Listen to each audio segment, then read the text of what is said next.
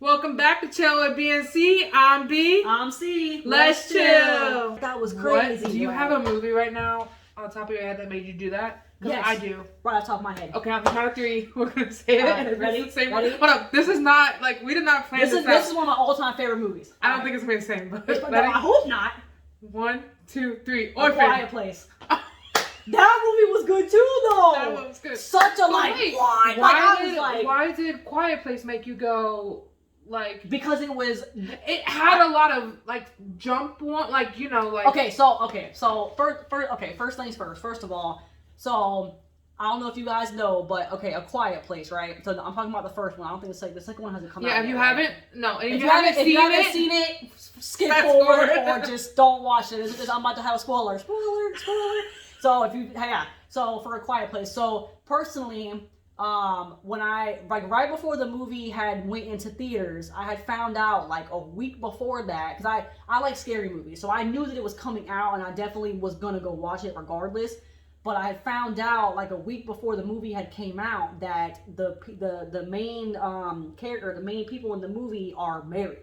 And I found out that he wrote the script, and then she wasn't even supposed to be a part of it. She read his script, and just being supportive of each other. Yeah. And he was like, "Hey, read my script, just tell me what you think of it." And she read it, and there was an interview that I watched, and she told him very bluntly, like, "Listen, like I don't think anybody else but me and you can play this role because of the emotional connection that was in the movie." Chemistry. Correct. Yeah. So when I read the interview, I immediately stopped watching it because I was like, "Oh, I gotta just wait and see, you know, what happens." So again, I'm one of those people. I love watching movies. I'm a big movie person, but like I've seen so many movies in my life that like if I'm not out of my chair, it's whatever for me. So when I went to go watch this movie, y'all, okay, again, spoiler alert. First of all, the chemistry in that movie was unreal. Yeah.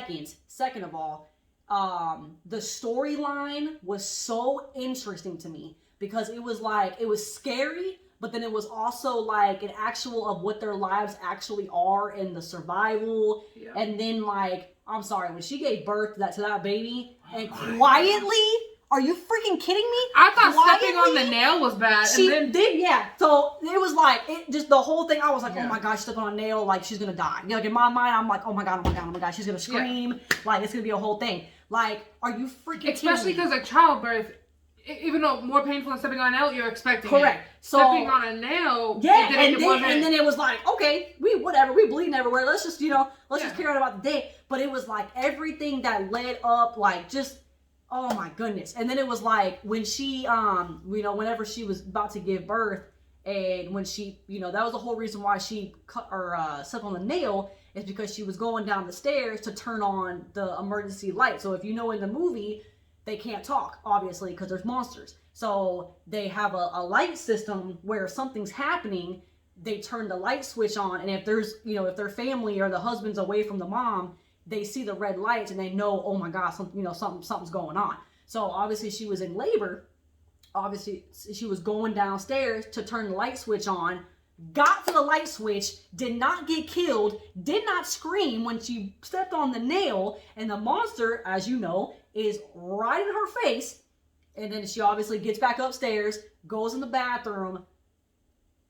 The monster is creeping up on the side of the tub as she's pushing this child out of her. Not even a whimper. Yeah, and then thankfully, obviously, as you know in the movie, the fireworks started going off because that was how they distracted so she could give birth and be able to scream as she deserved to do. So obviously, as you know, when you started lighting the fireworks off, obviously the monsters ran to the fireworks, and that's when she was able to get it all out and then push the baby completely out. What was crazy to me is, first of all, I'm in the movie theater, y'all. Okay? I was literally standing up in the movie theater, and I was like, I can't even stand up because I want you to see my face. I was gonna say, but I was literally like, so much anxiety inducing. I mean, when you make my emotions and I can feel your emotions, I don't even know who you are. You know what I'm saying? Like, I don't know who you are outside of this movie. And it's like, I felt like it's like I wanted to go in the movie and like help her. You know what I mean? When you were in the movie theater, did you like feel yourself being quiet? Yes, because I was like, I'm like, shh, don't say that.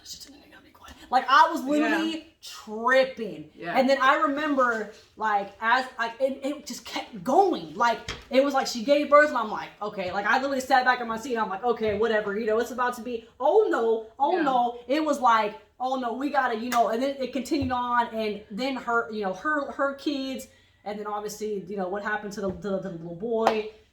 Y'all, amazing actors. Yeah. Oh my god. And to like, think, like he's from The Office. Like you would not, I mean, no offense to The Office, but that's one of the stupidest damn shows I've ever seen in my life. That's another But argument. he blew it out of the water. Like, I mean, the way that he wrote the script, and then just the emotional connection. Then he laid his life on the line for his 2 kids. Because remember, obviously, you guys know, at the end of the movie, he had to, you know, he had to do what he had to do, or they were going to kill his babies. And oh man, that just and like you can even ask her, like, that movie's been out for what, a couple of years now, at least, something like that. And when people ask me like what she just did, I'm like, that's always my go-to movie, because that movie had me going, man. I have another movie too that's like really close second to that one, but I'm very excited for the second one to come out. I'm so excited. Oh my god. I think. Okay, what were you saying about your movie? Well, I was gonna say, I think though that the emotions that The Quiet Place invoked, like even for the theater, whereas Orphan, it was just if you haven't seen Orphan, skip through, but it was just like good all the way, like just crazy stuff she was doing, like breaking her own arm. So let me ask you a question. When so try to remember when you first, I know that we've probably seen it together a couple times too. When you first watched the movie, did you think that she was 30 something? Like she was a crazy person? Oh, I think that she was crazy? Like, what did you think that she was who she was at the end of the movie? Like, did you think that there was going to be any? I thought she was just a really troubled kid. Me too. Because obviously having that type of that actress too. Shout out to her. She did a good job. Yeah, like having that kind of childhood growing up. Yep. It didn't seem, now when she started doing things like now, and even when she like broke her own arm, like, and she was trying to get attention from the dad, I more took it from like the psychology standpoint, where it's like you're trying to separate that so you know that you have a forever home, not that she was 33 and wanted him. Correct. Like, or, no, it got me too. 33 might be the wrong age, but I know it was 30 something. That, well, when that happened, when she started doing things, you know, not like trying to sexually turn him on and stuff in the movie, that's when I was kind of like, ooh, what the heck, like something. But then it was like, I'm not gonna lie, when I watched that scene, I thought it was gonna be a rape scene, because I thought that he was gonna, you know, take it as, you know, and granted, obviously we know now that, you know, we know what happened, but like, when I first watched that movie, I know, and I was like, I remember being like, oh my god, like this little girl might get raped in this movie. And that's like, the thing that was already like, but I didn't expect her to be 30. But, and then like when she pushed the little girl out the slide window or stuff, just stuff like that. Like even in the movie, I was like, oh my god. But then like to have that kind of twist at the end, like it got me real good too. I love when you surprise me like that. And, and then just at the happy endings. Like I don't know what it is about movies that like there could be endings. I know that sounds so bad. There could be a second. I know that sounds horrible, because I get it. Like you want a happy ending at the end of the movie, which some movies that have the ending of the movie is I'm not your mommy, bitch. I think.